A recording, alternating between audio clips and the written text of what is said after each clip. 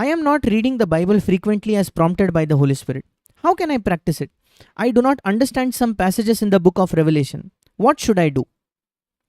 मैं पवित्र आत्मा के संकेत के अनुसार अक्सर बाइबल नहीं पढ़ रहा हूं. मैं इसका अभ्यास कैसे कर सकता हूं? मुझे प्रकाशित वाक्य की पुस्तक की कुछ भाग समझ में नहीं आते.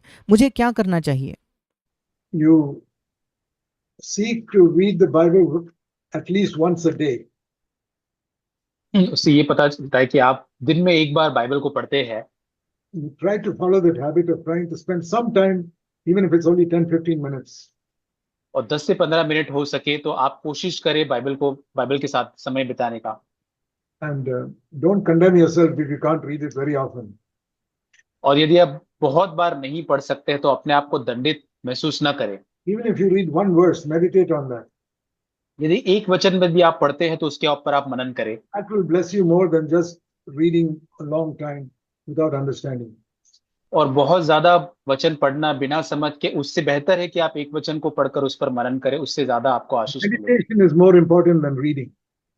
और पढ़ने से ज्यादा मनन करना बहुत महत्वपूर्ण है.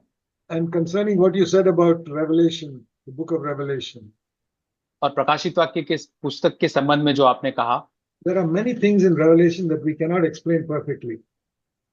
प्रकाशित वाक्य की पुस्तक के अंदर बहुत सारी ऐसी चीजें हैं जो सिद्धता के साथ उसको समझा नहीं सकते हैं. If you don't understand something, it doesn't matter, leave it. Maybe you'll understand it 5 years later. यदि आप उसको समझ नहीं पा रहे हैं तो उसको आप छोड़ दे. हो सकता है शायद 5 साल बाद आप उसको समझ सकते हैं. I've been reading the Bible for 65 years. मैं 65 साल से बाइबल को पढ़ रहा हूं. There are some things I understand only now, which I did not understand 5 years ago. और कुछ ऐसी बातें जो अब मैं समझ पा रहा हूं जो 5 साल पहले नहीं समझ पा रहा था मैं. We grow spiritually and we understand more and more. हम आत्मिक रूप से उन्नति करते जाते, बढ़ते जाते और फिर अधिक अधिक समझते जाते हैं.